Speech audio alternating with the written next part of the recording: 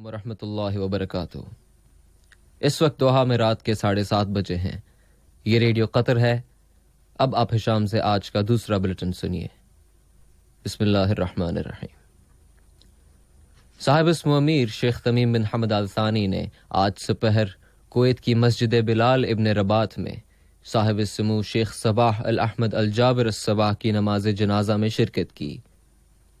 صاحب اسم امیر کے ہمراہ جانے والے وفد میں شامل شیوخ اور وزراء بھی نماز جنازہ میں شریک ہوئے۔ شیخ صباح الاحمد کو کویتی دارالحکومت کے الصلیب خات قبرستان میں سپرد خاک کر دیا گیا۔ صاحب اسم امیر نے انتہائی دکھ اور غم کی فضا میں شیخ صباح الاحمد الجابر الصباح کی وفات کا اعلان کرتے ہوئے پورے ملک میں 3 روز کے سوگ منانے کا حکم دیا تھا، جس کے دوران ملک کا پرچم سرنگوں ہے۔ صاحب اسم امیر نے دیوان امیری سے جاری کردہ بیان میں کہا ہے کہ شیخ صباح الاحمد ایک عظیم قائد اور رہنما تھے۔ وہ حکمت و دانش مندی، میانہ روی، ڈائیلاگ اور سولیڈارٹی کی طرف بلانے والے، عربی صفوں کے اتحاد کی دعوت دینے والے اور اپنی امت کے منصفانہ مسائل کا دفاع کرنے والی شخصیت تھے۔ صاحب اسم امیر نے اللہ تعالیٰ کے حضور دعا کی کہ وہ جانے والے کو اپنی وسیع تر رحمت اور مغفرت میں لیتے ہوئے سچے اور نیک لوگوں کے ساتھ اپنی وسیع جنتوں میں داخل فرمائے، اور اپنے وطن اور اپنی امت کے لیے انہوں نے جو کچھ کیا ہے اس پر انہیں جزائے خیر سے نوازے، اور کویت کی حکمران فیملی، کویتی عوام اور عربی و اسلامی امتوں کو صبر جمیل سے نوازے۔ شیخ صباح الاحمد الجابر الصباح کی وفات سے کویت کی تاریخ کا ایک ایسا باب بند ہو گیا ہے جو تاریخ میں ہمیشہ روشن رہے گا۔ صاحب اسم امیر نے سوشل میڈیا کے اپنے اکاؤنٹس پر بھی اپنی اور قطری عوام کی جانب سے شیخ صباح الاحمد کی وفات پر اپنے جذبات کا اظہار فرمایا ہے، اور لکھا ہے کہ ان کے جانے سے دنیا انسانیت کے ایک مینار اور نشانی سے محروم ہو گئی ہے۔ صاحب اسم امیر نے مرحوم کی مختلف موقفوں کے حوالے سے کہا ہے کہ یہ موقف آنے والی نسلوں کے ذہنوں میں تازہ رہیں گے۔ صاحب اسم امیر شیخ تمیم بن حمد آل ثانی نے برادر ملک کویت کے امیر صاحب السمو شیخ نواف الاحمد الجابر الصباح کے نام شیخ صباح الاحمد الصباح کی وفات پر تعزیت کا برقی پیغام ارسال کیا۔ اپنے پیغام میں انہوں نے اللہ تعالیٰ سے دعا کی ہے کہ وہ مرحوم کو اپنی رحمتوں سے نوازے اور جنتوں میں داخل فرمائے، اور کویت کے حکمران خاندان اور کویتی عوام کو صبر جمیل عطا فرمائے۔ شیخ صباح الاحمد نے انتہائی مہارت، ذہانت اور بہترین صلاحیتوں کے ساتھ کویت کی قیادت کی ہے، اور ان کے ملک کی خارجہ پالیسی میں ان کی چھاپ بہت نمایاں ہے۔ وہ امن اور استحکام کے شیدائی تھے، اور اس علاقے میں ہی نہیں بلکہ دنیا بھر میں اختلاف کو سفارتی ذریعوں سے حل کرنے کی کوششیں کیا کرتے تھے۔ شیخ صباح الاحمد کی وفات سے کویت اب شیخ نواف الاحمد الجابر الصباح کی قیادت میں ایک نئے دور میں داخل ہو گیا ہے۔ شیخ نواف الاحمد نے آج امیر کویت کی حیثیت سے اپنے عہدے کا حلف اٹھا لیا۔ صاحب اسم امیر شیخ تمیم بن حمد آل ثانی نے برادر ملک کویت کے امیر شیخ نواف الاحمد الجابر الصباح کے نام ان کی حلف برداری پر مبارکباد کا برقی پیغام ارسال کیا، اور ان کی کامیابی اور برادر کویتی عوام کی مزید ترقی اور خوشحالی کی تمنا کا اظہار کیا ہے۔ نائب امیر شیخ عبداللہ بن حمد آل ثانی نے بھی برادر ملک کویت کے امیر شیخ نواف الاحمد الجابر الصباح کے نام حلف برداری کی مناسبت سے مبارکباد کا برقی پیغام روانہ کیا ہے۔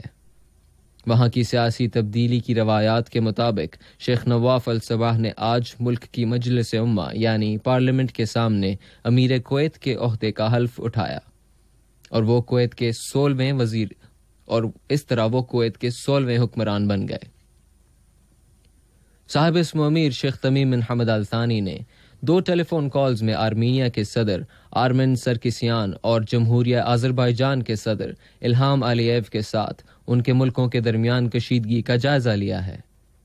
صاحب اسم امیر نے حالات کی شدت میں کمی لانے اور اختلافات کو بات چیت، ڈائیلاگ اور ڈپلومیٹک ذریعوں سے حل کرنے کی اپیل کی ہے کہ اس طرح دونوں ملکوں اور دونوں قوموں کے مفادات کی حفاظت ہو سکے گی۔ صاحب اسم امیر نے جمہوریہ بوتسوانا کے صدر ڈاکٹر موکویٹسکی ایرک مسیسی کو ان کے ملک کے قومی دن پر مبارکباد دی ہے۔ نائب امیر شیخ عبداللہ بن حمد آل ثانی نے بھی جمہوریہ بوتسوانا کے صدر کے نام اس موقع کی مناسبت سے مبارکباد کا برقی پیغام روانہ کیا ہے۔ اسی طرح وزیر اعظم و وزیر داخلہ شیخ خالد بن خلیفہ بن عبد العزیز آل ثانی نے بھی بوتسوانا کے صدر کے نام مبارکباد کا برقی پیغام ارسال کیا ہے۔ وزیر اعظم و وزیر داخلہ شیخ خالد بن خلیفہ بن عبد العزیز آل ثانی نے جمہوریہ ٹوگو کی نئی وزیر اعظم محترمہ وکٹوئر ٹومیگا کو ان کی تعیناتی کی مبارکباد دی ہے۔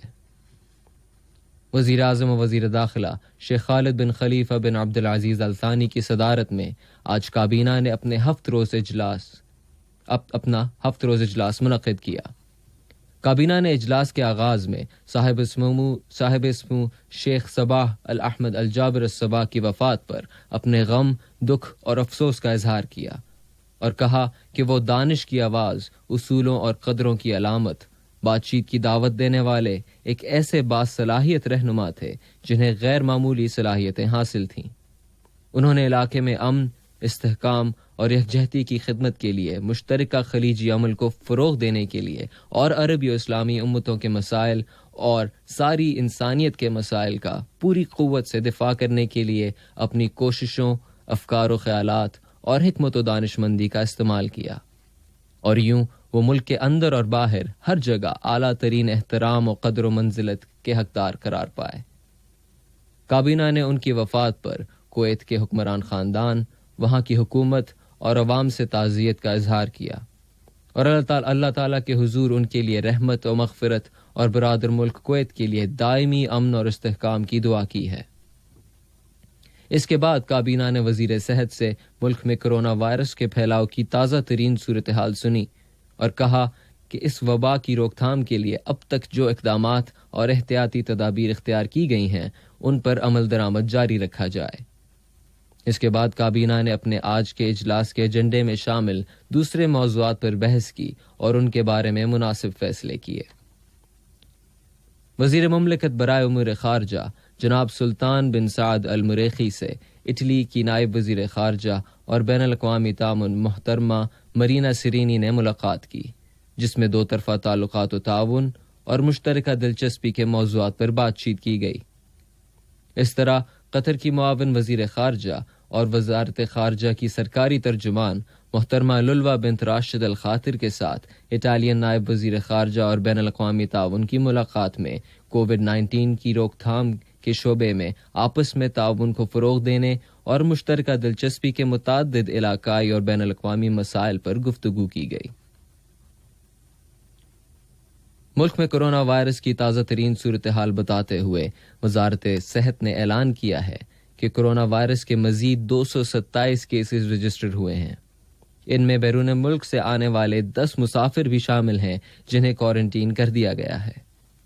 اس کے علاوہ مزید 251 بیمار اب صحت یاب ہو گئے ہیں، جس کے بعد ملک میں اس بیماری سے شفا پانے والوں کی کل تعداد 122,699 ہو گئی ہے۔ ریڈیو قطر سے آج کا دوسرا بلٹن ختم ہوا۔ اگلا بلٹن کل صبح 9 بجے پیش کیا جائے گا۔ اب اس وقت سماعت فرمائیے تلاوت